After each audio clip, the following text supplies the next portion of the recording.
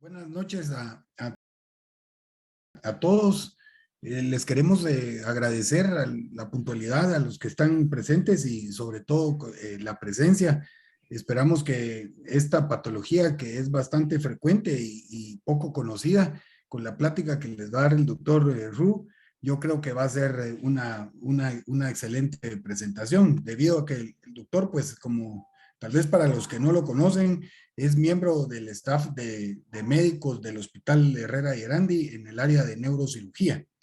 El doctor está muy bien entrenado, tan es así que me voy solo a limitar a darles algunos tips de su carrera. Él fue residente de cirugía en el Hospital General del Ix y posteriormente se fue a hacer su especialización al Hospital de la Reconstrucción en Recife, Brasil.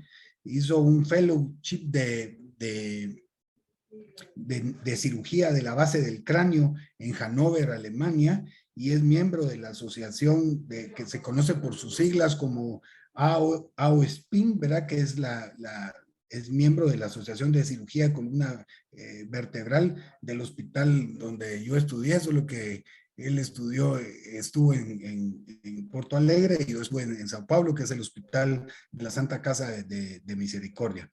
Actualmente, pues es miembro de todas las asociaciones a las cuales debe de pertenecer para hacer su práctica en Guatemala. Y además de eso, pues yo tengo el gusto de conocerlo desde hace mucho tiempo y por eso lo invitamos a que diera esta plática, porque estamos seguros que va a ser de mucho beneficio para todos ustedes. Así que pues, Rui, le doy la bienvenida y por favor nos, nos diserta con esa plática que usted tiene y después vamos a dejar unos minutos para preguntas de los participantes que así quieran hacerlo. Así que bienvenido, Rui. Bueno, gracias, doctor, por la presentación y por la oportunidad de dar esta pequeña plática. Voy a compartir mi pantalla. No sé si les aparece ya. Sí, Ok. Ya, doctor. Ya, ¿verdad? Ya. Ok, bueno, vamos a entrar en materia. Pues el tema que yo voy a platicarles es de mielopatía cervical espondilótica, que realmente es un problema médico, una enfermedad bastante desconocida, inclusive para la población pues médica de aquí de Guatemala. Muchos colegas no conocen de esta enfermedad y es sumamente común, ¿verdad? Bueno, ya el doctor tuvo el gusto de presentarme, pero solo aquí un pequeño resumen de mi currículum, ¿verdad? Como dijo el doctor, hizo mi residencia de cirugía general en el Ix. Posteriormente hice la residencia de neurocirugía en la ciudad de Recife, en el Hospital La Restauración. Hice un fellowship corto, un short fellowship de cirugía de base de cráneo en, ¿cómo se llama? En Hannover, Alemania, y un long fellowship de cirugía de columna vertebral en Porto Alegre.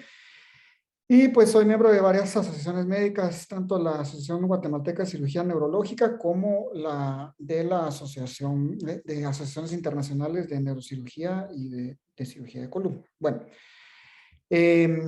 para comenzar, no tengo ningún conflicto de interés, no tengo acciones ni recibo royalties de ninguna empresa de materiales quirúrgicos ni nada por el estilo, y tampoco recibo la famosa reciprocidad de algunos centros diagnósticos, entonces no tengo ningún conflicto de interés a reportar. Entonces, para comenzar, pues, ¿qué es la mielopatía cervical? Pues esto no es más que una suma de síntomas, de signos y alteraciones radiológicas en la columna cervical que se deben a una compresión de la médula espinal cervical. Usualmente esto se debe por un estrechamiento del canal raquídeo por donde pasa la médula espinal, que generalmente se debe a degeneraciones disco-osteoartríticas de la columna cervical, lo que se conoce como una espondilosis cervical, y este proceso degenerativo de la columna cervical a la postre va a generar una compresión de la médula espinal. Sin embargo, una cuestión que es importante mencionar es por qué es que debemos conocer qué es la mielopatía cervical, y es que Es muy común en la práctica médica de médicos generales, de médicos internistas o inclusive de ortopedistas, que inclusive confunden la mielopatía cervical con neuropatía, con vértigo, inclusive los propios otorrinolaringólogos a veces son los primeros que tienen contacto con un paciente de estos porque el paciente cree que tiene vértigo y la verdad es que tiene una compresión medular.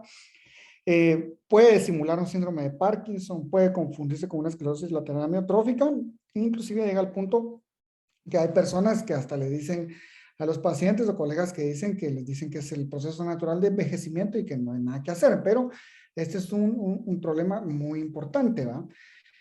De hecho, es la principal causa de disfunción de la médula espinal en el mundo. Hay algunas estadísticas que mencionan que 1 de cada 50 personas en el mundo va a padecer de mielopatía cervical espondilótica.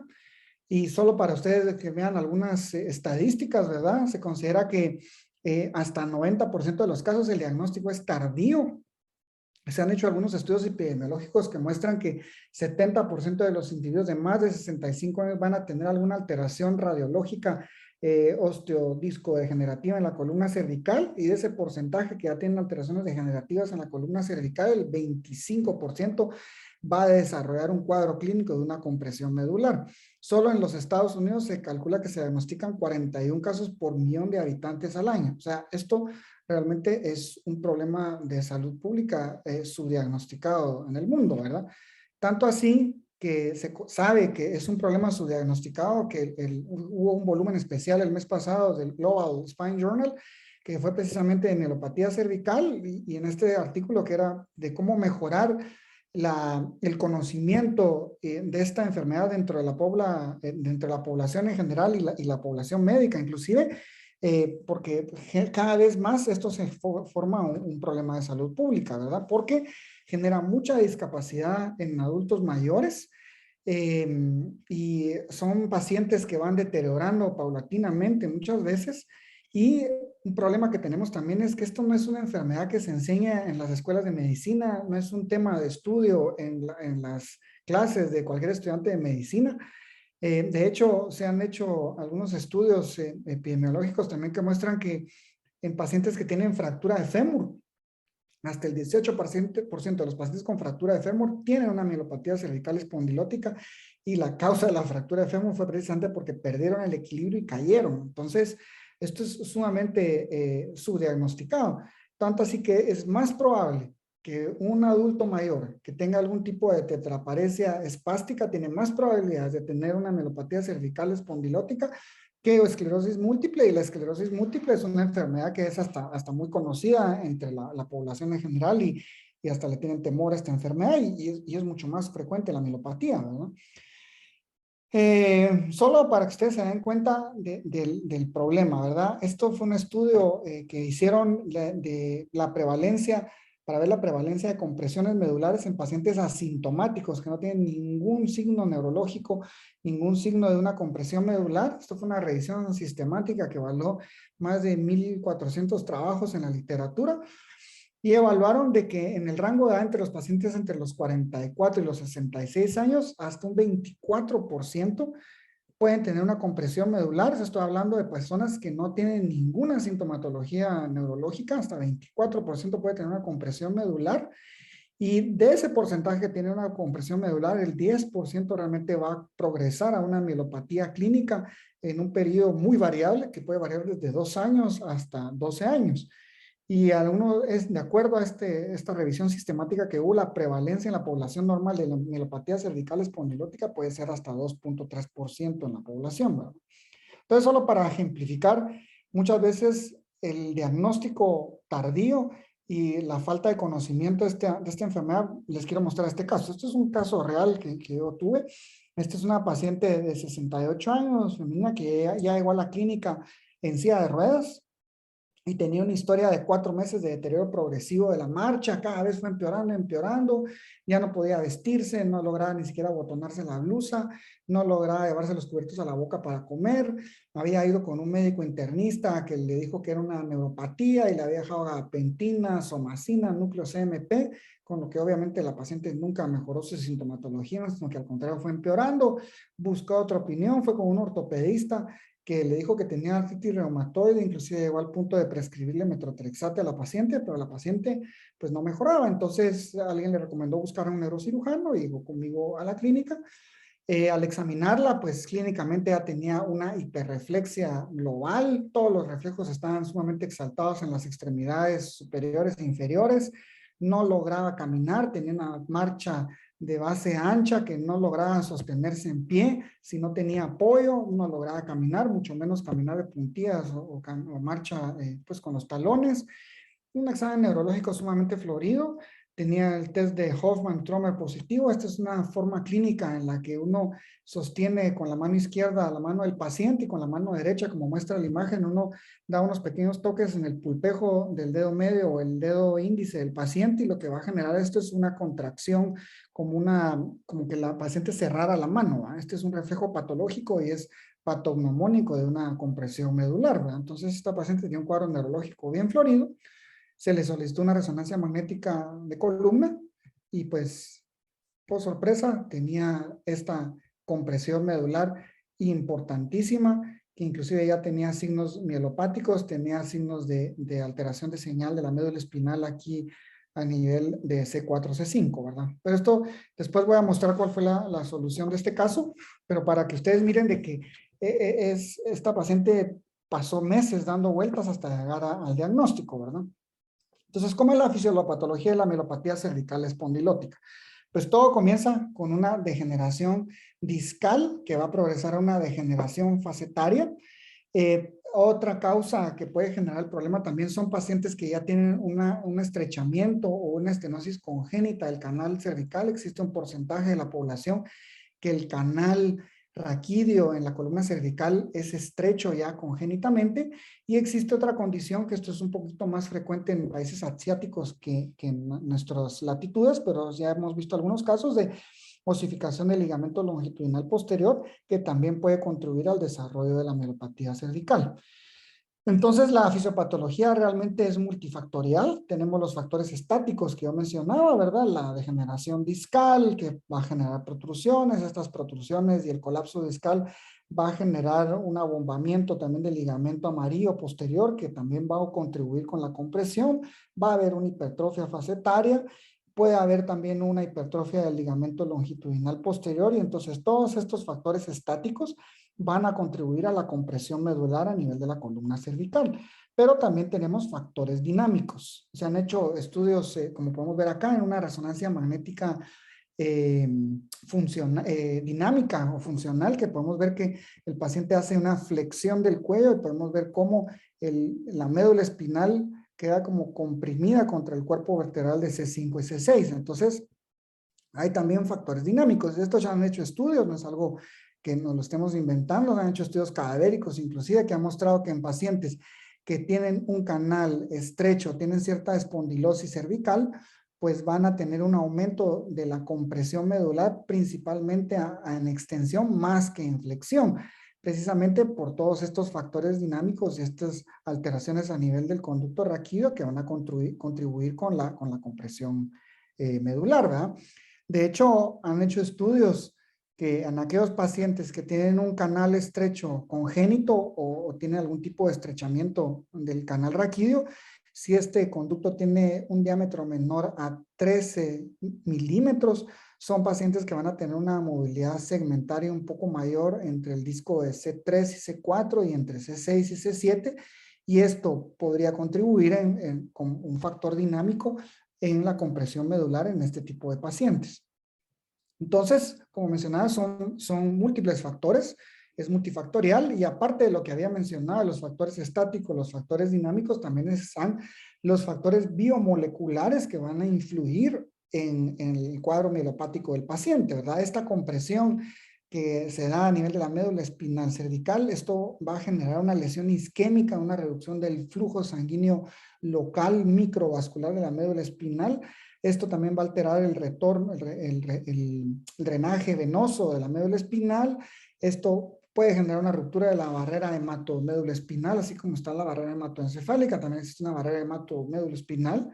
Estas lesiones isquémicas va a generar una respuesta inflamatoria local por parte de la microglia, que va a generar ainda más un proceso inflamatorio y va a generar apoptosis. Entonces, es una serie de factores que influyen en la clínica del paciente. Y están los factores de riesgo nacionales. Esto no está en ningún estudio científico, no hay ninguna publicación de esto al respecto de esto. Yo busqué y no encontré nada, pues es una teoría personal que yo tengo.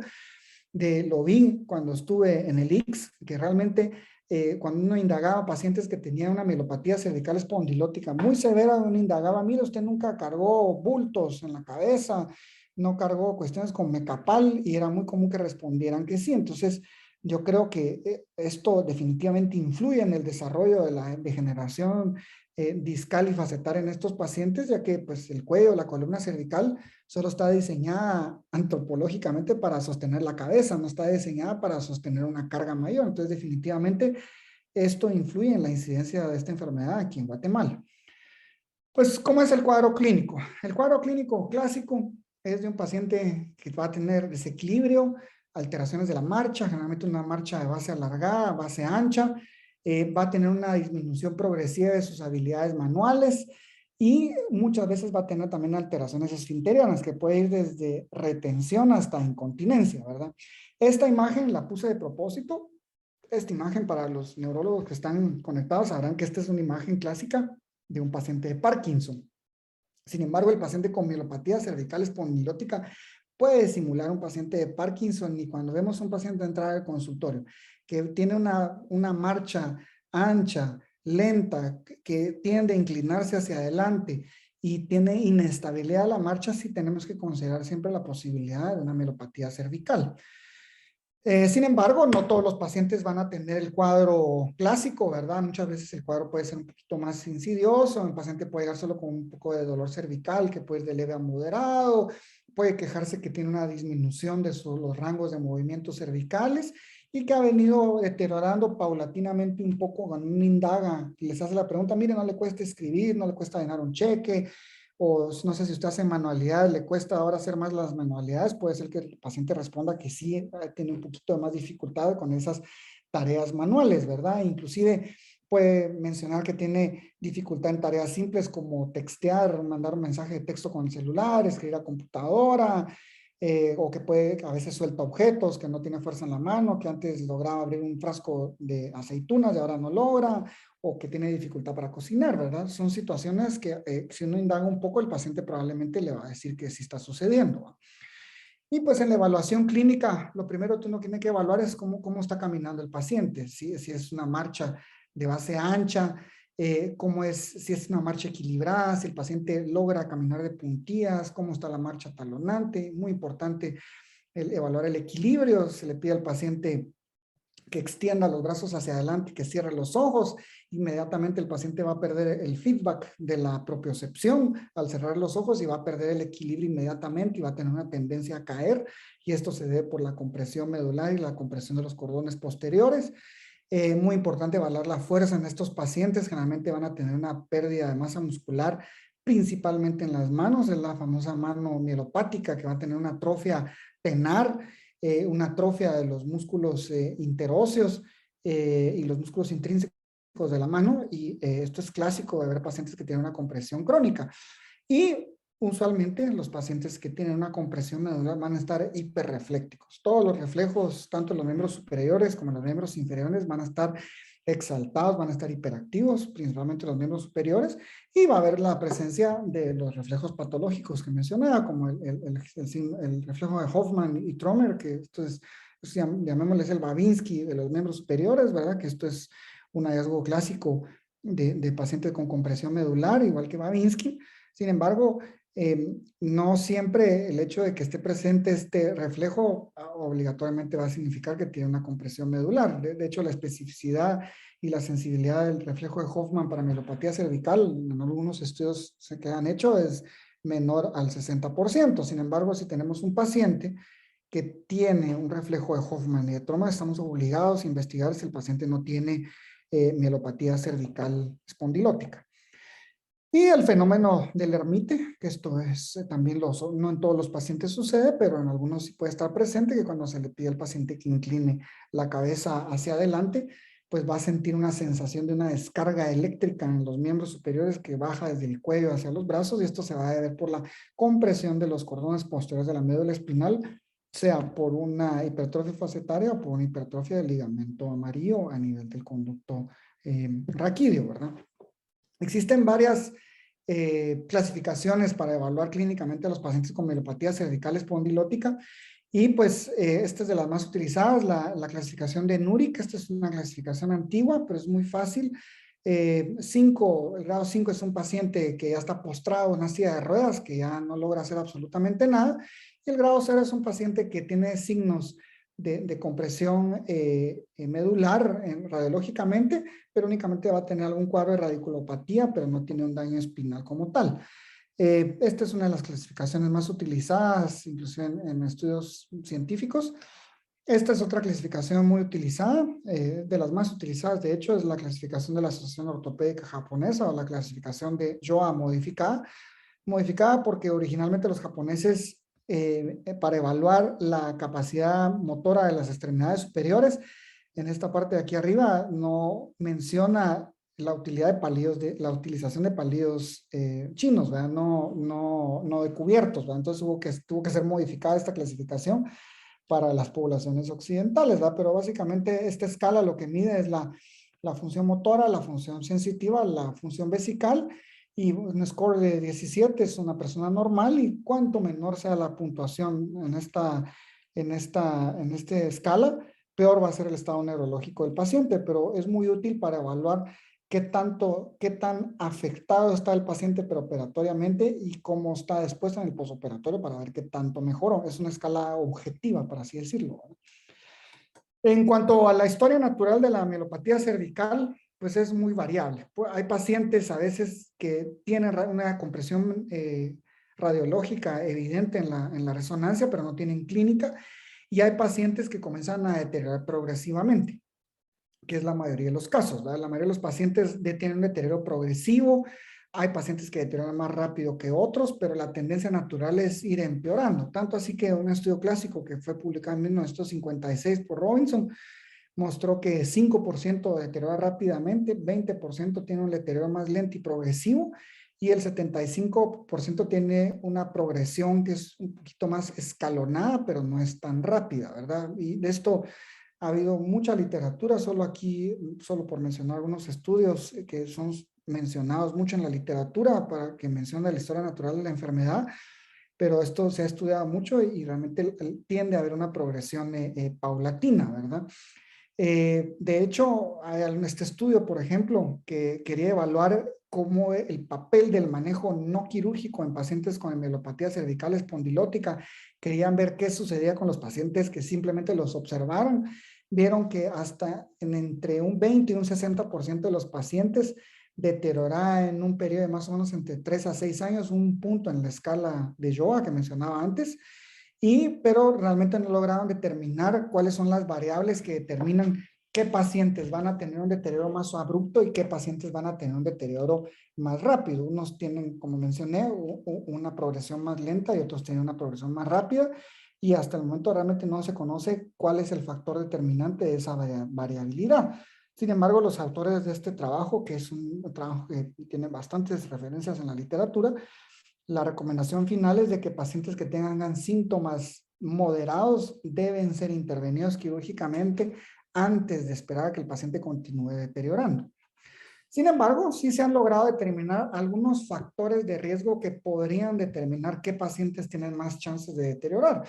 Y uno de ellos es pacientes que tengan una hipermovilidad cervical, ¿verdad? Pacientes que les hacemos unos rayos X dinámicos de la columna cervical y vemos que hay una mayor alteración de las curvas cervicales en los rayos X dinámicos, son pacientes que van a tender a deteriorar más porque va a haber una compresión dinámica de la médula espinal. Las mujeres tienen una tendencia mayor a deteriorar y tener un deterioro más rápido. Pacientes que tienen síntomas crónicos de larga duración también suelen tener a veces un deterioro súbito, y lo he visto en algunos pacientes yo inclusive. Pacientes que tienen un peor estado funcional al momento del diagnóstico también sabemos que son pacientes que van a ir deteriorando rápidamente, y pacientes que en la resonancia magnética de columna cervical tienen una compresión circunferencial. Un paciente que vemos que tiene una compresión anterior, posterior, lateral, por todos lados. La médula está completamente apachada. Sabemos que es un paciente que va a deteriorar rápidamente, lo más probable. De hecho, en cuanto otra vez mencionó el manejo no quirúrgico de estos pacientes, se ha visto que realmente no es la mejor opción. Sabemos de que la mayoría va a deteriorar. Y la otra cuestión es de que sabemos que tal vez puede ser que no progresen tan rápidamente, pero no van a mejorar. Entonces, decirle al paciente, no se preocupe, tiene una compresión medular, pero va a ir pasando paulatinamente. No, la tendencia es que el paciente va a ir empeorando paulatinamente y el paciente debe saber de que no hay forma de revertir de una forma no quirúrgica los síntomas neurológicos que tiene el paciente.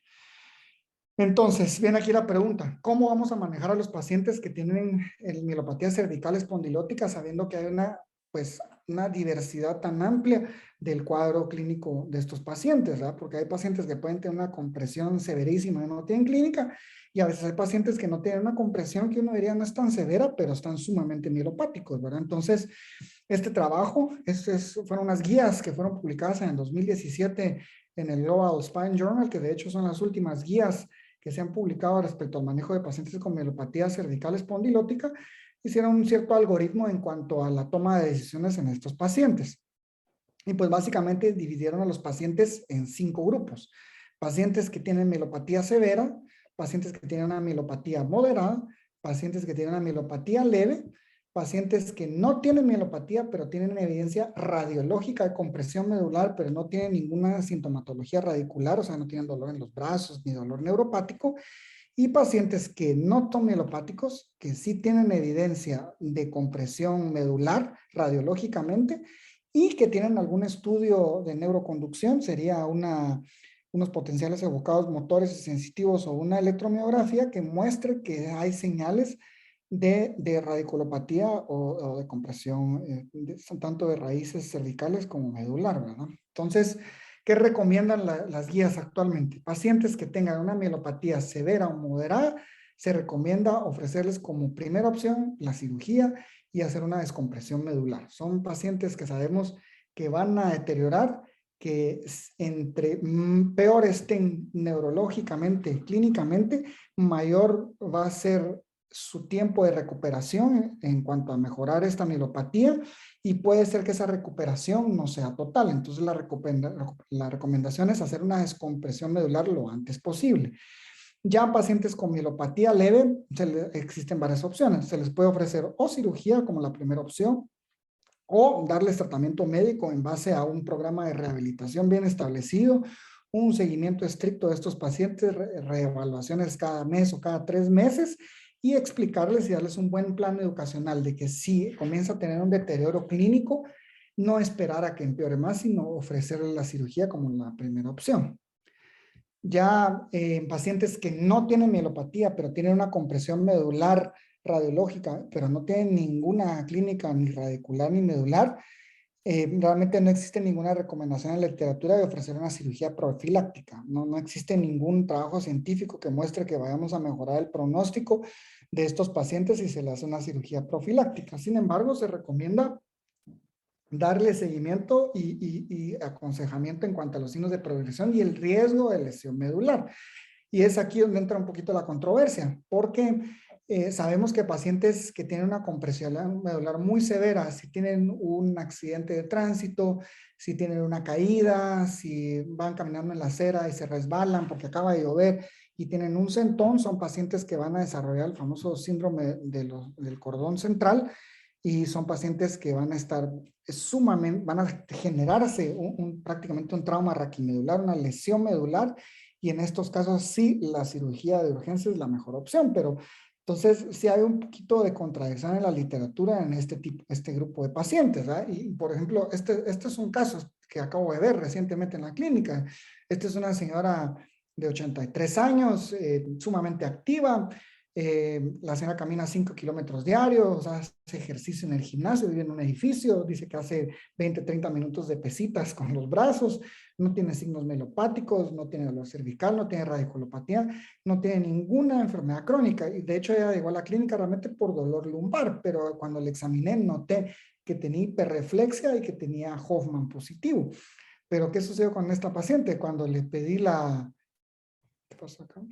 La resonancia, vean esto, tiene una compresión medular radiológica, pero ella no tiene ninguna clínica de mielopatía, ella camina muy bien. Entonces, ¿qué hacer con estos pacientes? Esa es una duda que todavía no está, no existe una respuesta franca en la literatura, ¿verdad? El otro grupo de pacientes son pacientes sin mielopatía, que tienen una compresión radiológica, pero sí tienen signos neurofisiológicos de radiculopatía de compresión medular. Aquí en estos casos sí se recomienda descomprimir a los pacientes porque aparte de la evidencia radiológica hay una evidencia neurofisiológica. Entonces sí se recomienda ofrecerle al paciente como primera opción una descompresión quirúrgica. Pero si el paciente no acepta la cirugía como la primera opción, la opción es darle seguimiento y explicarle respecto al riesgo de lesión medular y de los signos de progresión, ¿verdad? Entonces, ¿cuáles son las opciones del tratamiento quirúrgico? Bueno, no me voy a adentrar aquí porque no es el objetivo de la plática concentrarme en técnica quirúrgica e indicaciones, pero solo para que tengan una idea, realmente existe una variabilidad de las opciones, se pueden hacer abordajes por vía anterior con una pequeña cervicotomía, abordajes por vía posterior y en algunos casos abordajes combinados, tanto anterior y posterior. Y realmente la decisión va a depender de 4 factores, de qué tipo de cirugía vamos a hacer en el paciente. ¿Dónde es el sitio principal de la compresión? Si es anterior, si es posterior, si es solo un nivel, si es multinivel. Eso porque aquellos pacientes que solo tienen una compresión en 1 o 2 niveles y es una compresión principalmente anterior, se le va a dar una predilección por hacer abordajes anteriores. Ya en pacientes que tienen una compresión circunferencial en varios niveles o tienen una compresión principalmente a nivel posterior, o únicamente basarnos solo en la cantidad de niveles, si es multinivel se da una predilección por los abordajes posteriores. Y también va a depender de las curvaturas de la columna cervical, si es una columna rectificada, si es una columna sifótica o si tiene una lordosis preservada. Y muy importante en la toma de decisiones es esto, si hay osificación del ligamento longitudinal posterior. Pacientes que tienen osificación del ligamento longitudinal posterior tienen que ser abordados por vía posterior. Esta es una contraindicación para hacer la cirugía por vía anterior y de hecho todos los pacientes a los cuales tienen cuadro de mielopatía cervical espondilótica deben ser llevados a las operaciones con resonancia y tomografía. Todo paciente que yo miro en la clínica que tiene una resonancia magnética de la columna cervical y que tiene mielopatía cervical, siempre le pido una tomografía de columna cervical para ver esto precisamente. Este es un pequeño algoritmo que fue publicado en este libro, que es una de las Biblias de la cirugía de columna, es un texto de cirugía de columna, y pues solo para que vean que en la toma de decisiones se incluyen varios factores, ¿verdad? La presencia de dolor cervical, si hay cifosis, si el paciente tiene una cirugía previa, si la cifosis es corregible, cómo están las curvas de la columna, si es un nivel o múltiples niveles el grado de compresión. Entonces, pues, en la toma de decisiones incluye varias variables, ¿verdad? Ahora, existe una tendencia, una predilección por hacer abordajes posteriores. Varios autores, tanto en Europa como en Estados Unidos, ha habido una tendencia mayor, y en Japón principalmente, a tratar y resolver la mielopatía cervical espondilótica siempre por vía anterior. ¿Por qué?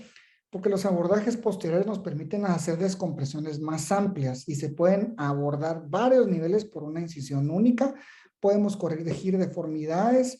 Es una vía más rápida de llegar a la columna y mucho más conocida para un cirujano de columna. Es una vía en la que generalmente nos sentimos cómodos haciendo este tipo de abordajes y podemos tener resultados funcionales muy buenos por medio de estos abordajes posteriores. Y eso se ha visto, han hecho varios estudios viendo cuáles son los resultados y los outcomes de pacientes operados por vía posterior, y realmente los resultados son buenos y muestran que es un abordaje sencillo, eficaz y seguro para operar este tipo de pacientes, ¿no? Entonces, por ejemplo, este caso, ¿no? Esta era la paciente que mencionaba al inicio, que había estado dando el tingo al tango como especialista hasta que se le pidió una resonancia de columna cervical. Pues vemos que yo le pedí una tomografía y vemos que había un colapso discal severo, existe una listesis aquí y una hipermovilidad en el segmento entre C4 y C5, múltiples osteófitos y el canal estrecho. Esta paciente se clasificó clínicamente como un NURIC 5 y tenía 8 puntos en la escala de Joa, o sea, estaba sumamente comprometida neurológicamente esta paciente. Se hizo la cirugía por vía posterior con monitoreo neurofisiológico. Solo, ¿qué es esto el monitoreo neurofisiológico para los que no conocen? Esto es la realización de potenciales evocados motores y sensitivos como una electromiografía transoperatoria en tiempo real.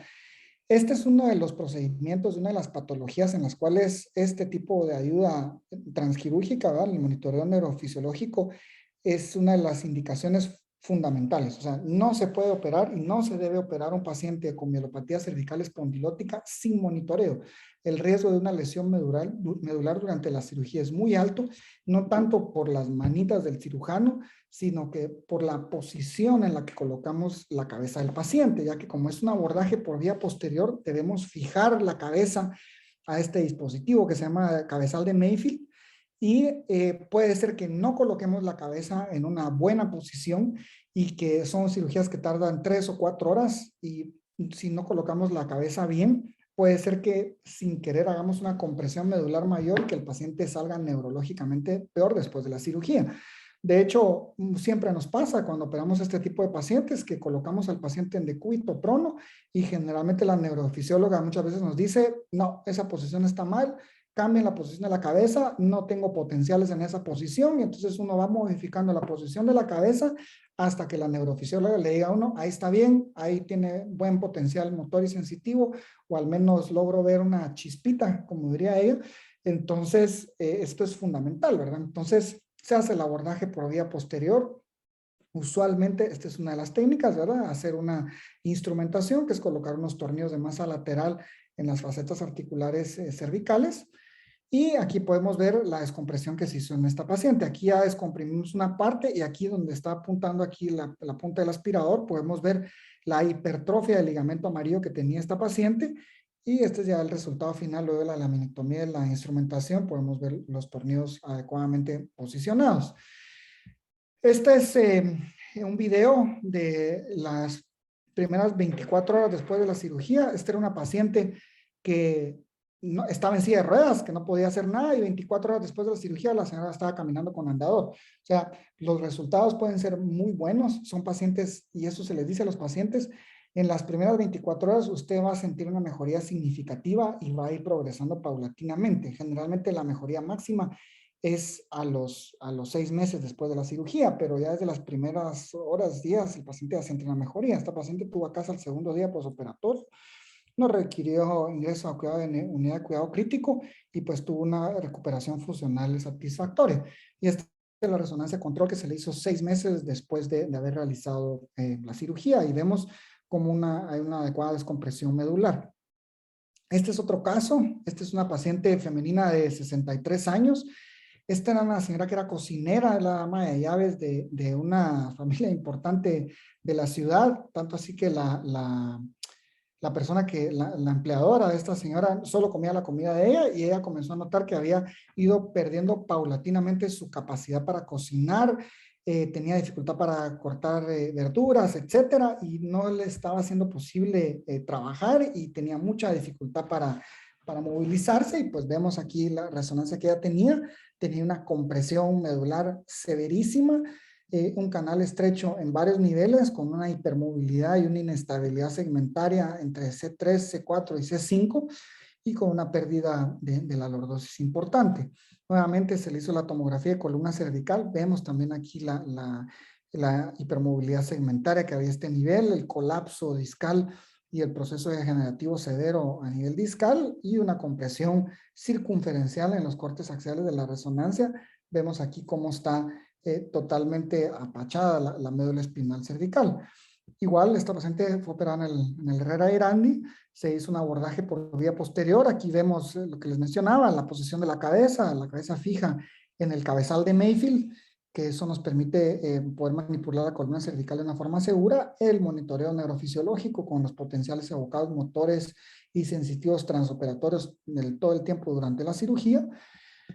Aquí podemos ver, ya están colocados los tornillos de masa lateral. Aquí vemos la hipertrofia del ligamento amarillo severa generando la compresión medular.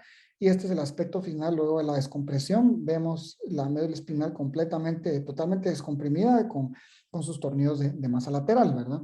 Y este es el aspecto final de la cirugía. Esta paciente también tuvo alta a las 48 horas después de la cirugía. No requirió UTI y mejoró significativamente, tanto así que ella regresó a trabajar a la casa donde trabajara a las 6 semanas después de la cirugía.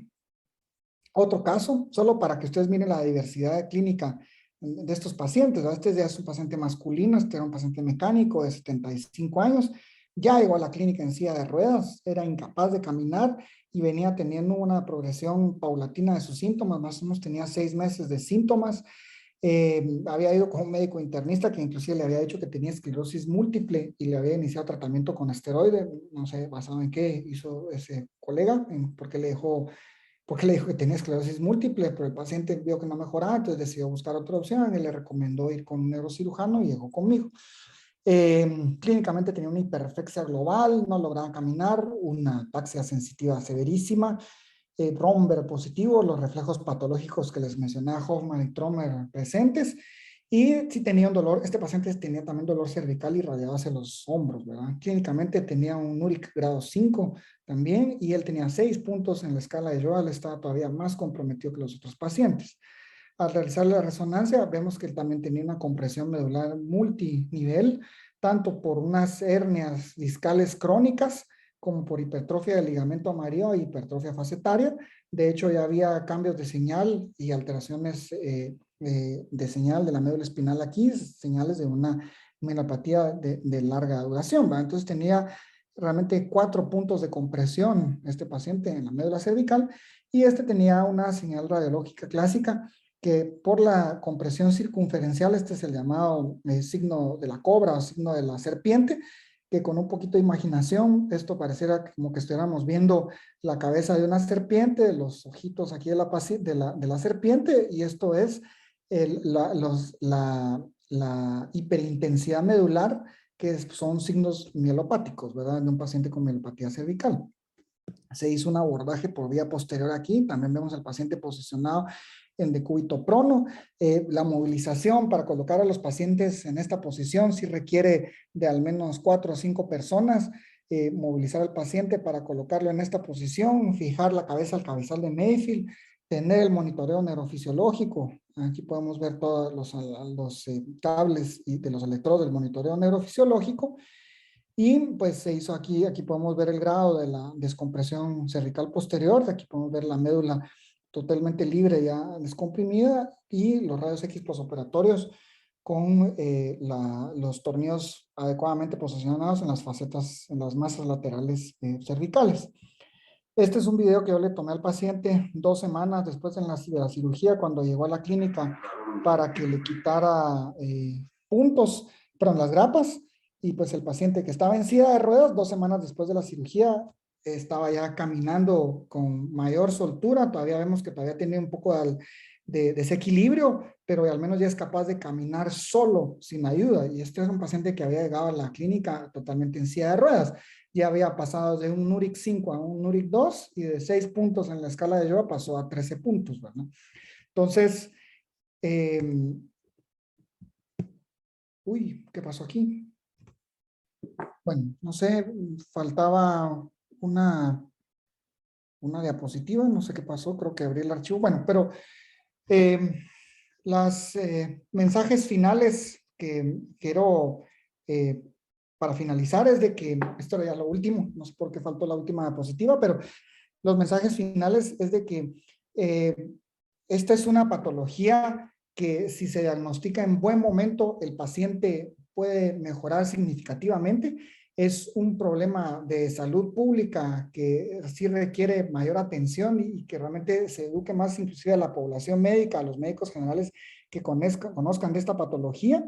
Y muy importante es de que si se realiza un buen procedimiento en estos pacientes pueden mejorar significativamente su calidad de vida. No sé qué pasó, me faltó esta última diapositiva, pero les agradezco mucho su atención. No sé si alguien quisiera hacer alguna pregunta.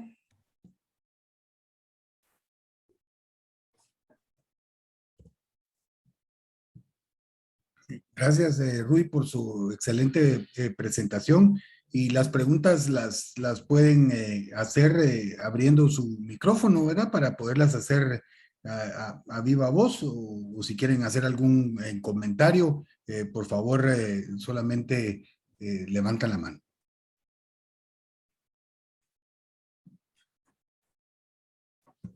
No sé, Rui, pero tal vez yo le quería hacer un par de comentarios. Uno, tal vez, pues ya lo dijo usted a través de la plática, ¿cuál es la prevención, verdad? O sea, ¿cómo se puede prevenir llegar a estas instancias? Porque son usualmente enfermedades degenerativas que tienen cierta asociación con la edad. Y me imagino que algunas disciplinas deportivas es mucho más frecuente. ¿Y qué relación tiene los traumas de columna? Como por ejemplo es muy frecuente encontrar aquí en Guatemala traumas de columna por chicotazo, ¿verdad? No sé si a veces se maneja mal ese tipo de trauma y si posteriormente esto puede desencadenar en alguna patología como la que usted mencionó. Y Sí. el otro comentario que le quería hacer es, ¿influye verdaderamente la edad para decidir o determinar una conducta quirúrgica? Como por ejemplo, en el caso de su paciente de 83 años, a pesar de que usted nos informa que clínicamente estaba en perfectas condiciones, es muy frecuente encontrar pacientes de esa edad que no están tan bien y que hay o no hay necesidad, o verdaderamente cuál es ahí, cómo uno va a abordar esa paciente. No sé qué hizo usted con su paciente Sí. de 83 años. Sí, bueno, con la primera pregunta, sí lo vi. Realmente no he tenido la oportunidad de verlo en la práctica privada, pero en el ICS sí lo vi mucho, de pacientes que, por ejemplo, tenían una caída, lo llevaban a la emergencia porque estaba tetraparético, ¿verdad? Y era la historia clásica, y eso es porque el paciente ya tiene una compresión medular y generalmente sucede por traumas de baja velocidad, ni siquiera son traumas de alta velocidad, tienen tan apretada la médula espinal que con el impacto tiene lo que se llama un síndrome del cordón central, ¿verdad? Que entonces pierden súbitamente la movilidad de los miembros superiores más que de los miembros inferiores. Y de hecho, pacientes que llegan con un cuadro así, existe recomendación en estas guías de que estos pacientes deben ser operados en las primeras 24 horas, que los resultados son mejores si esperamos posteriormente. Han comparado los dos grupos y pacientes que se operan en las primeras 24 horas tienen una recuperación neurológica más rápida que pacientes que se operan más tardíamente, 2 semanas, un mes. Los dos se recuperan, pero quien se opera más tardíamente tiene una recuperación más lenta. Entonces, sí es un problema de salud, sí lo vemos, se mira en los hospitales nacionales y se mira en el ICS pacientes adultos mayores que llegan a la emergencia tetraparéticos. A veces quien capta el paciente a veces es medicina interna y a veces creen que el paciente tiene, no, lo que tiene es un Guillain-Barré, primero le hacen punción lumbar, etcétera, y entonces a veces le hacen la resonancia magnética un poco más tardía, pero sí lo vio que sucede. La segunda pregunta era con respecto de los pacientes adultos mayores. Bueno, yo he operado varios pacientes de edad. El paciente más grande que operé, precisamente lo operé en el ERA de Grandi y era un colega médico, tenía 88 años. Y el paciente está sumamente mielopático, no lograba hacer absolutamente nada y pues se operó. Entonces realmente no existe una recomendación en cuanto que haya un límite de edad para operar a estos pacientes. Lo que sí sabemos es de que pacientes que tienen un estado neurológico peor van a tardar más en recuperarse y van a tener una recuperación parcial. Y eso es algo muy importante que uno les debe decir al paciente. Si es un paciente que está sumamente comprometido y ya tiene más de 3 meses de estar así, les dice uno, mire, va a mejorar bastante, pero nunca va a llegar a un estado funcional normal como cuando tenía 65 años. O sea, usted va a mejorar bastante, va a adquirir independencia, pero nunca va a llegar a un estado totalmente normal. Y de hecho, el último paciente que presenté, ese paciente mejoró mucho tiene una vida normal prácticamente, pero a él nunca se le aliviaron las parestesias que tenía en las manos. Entonces, cada vez que llega a la clínica, se queja de eso, mira, todo estoy bien, pero no se me quita el hormigueo de las manos. Y eso que yo se lo había advertido, los síntomas sensitivos son los que más tardan en mejorar o a veces no mejoran. Entonces, uno sí tiene que hacer un buen plan educacional antes al paciente en cuanto a las expectativas de la cirugía. Y eso va a depender mucho del estado neurológico del paciente. De acuerdo, no sé si alguien más tiene alguna pregunta o algún comentario para el doctor.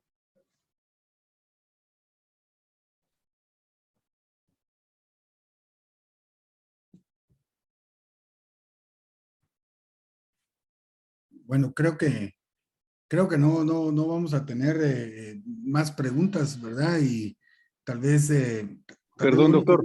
sí, ¿cómo no?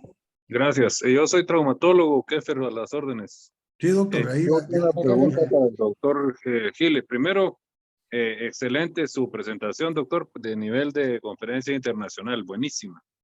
Muchas Gracias. gracias. El segundo es, como digamos, nosotros vemos a gente que viene con tal vez un cuadro no para nada fácil de diagnosticar, incluso para la gente que hace neuro, puede ser difícil encontrar Sí. qué podría ser.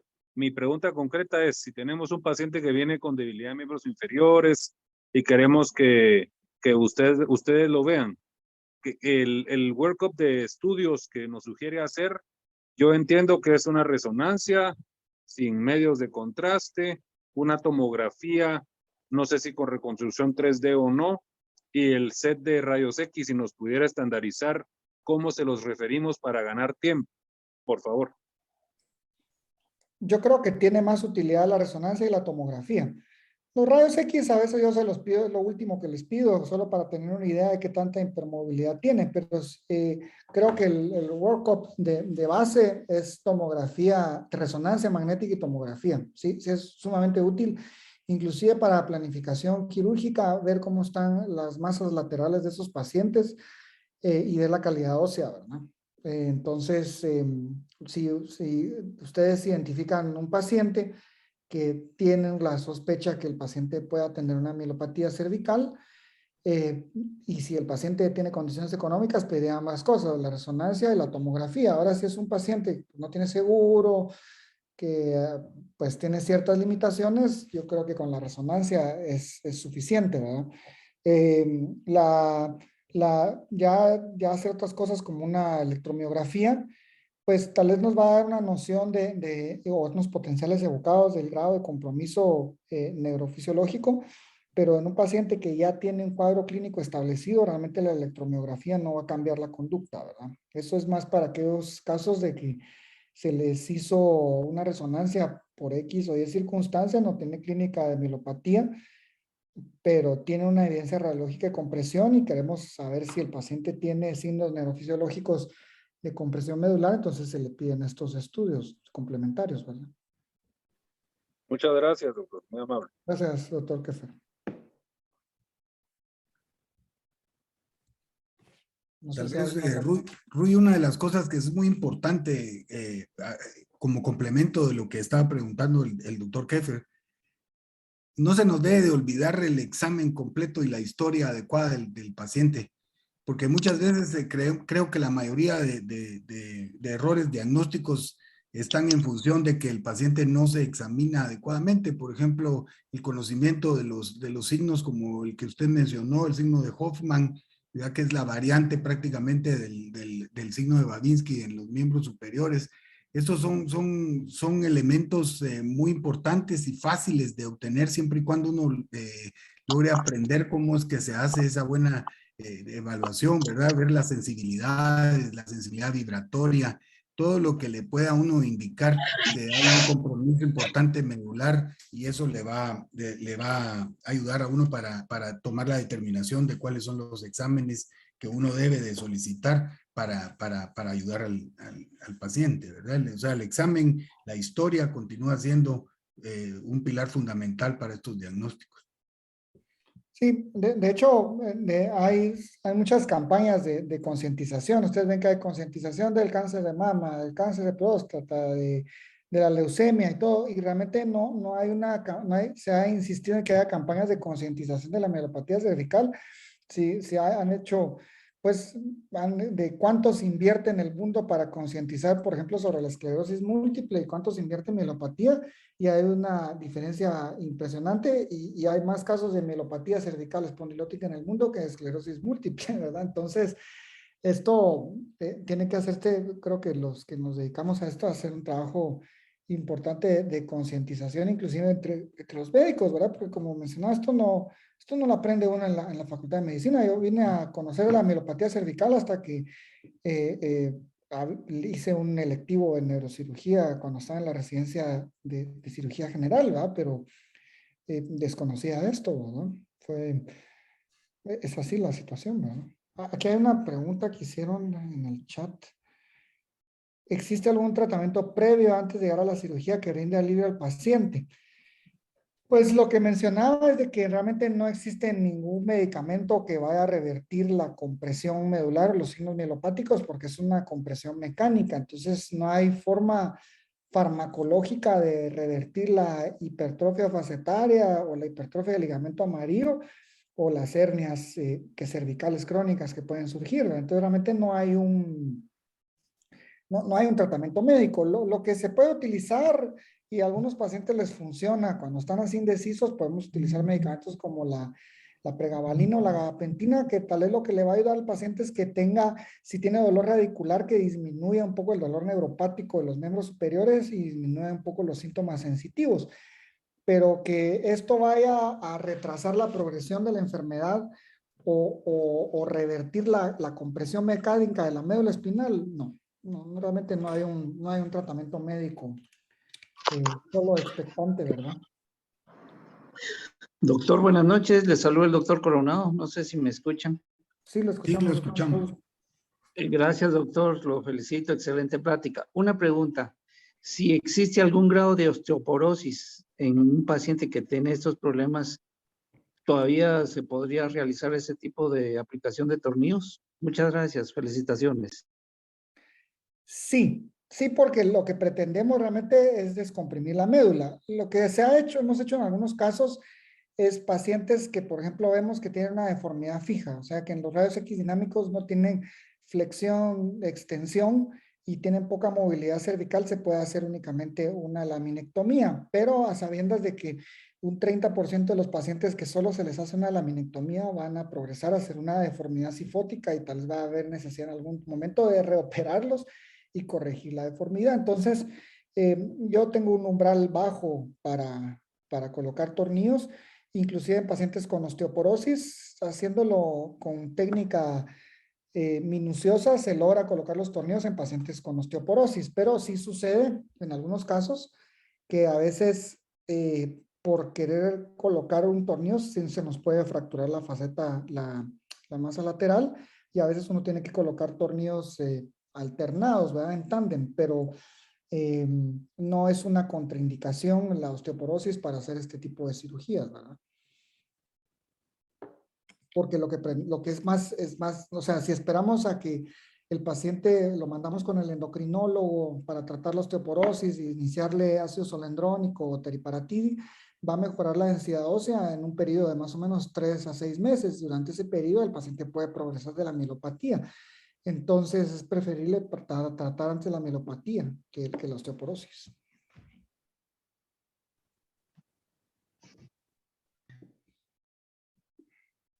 No sé si hay otra pregunta.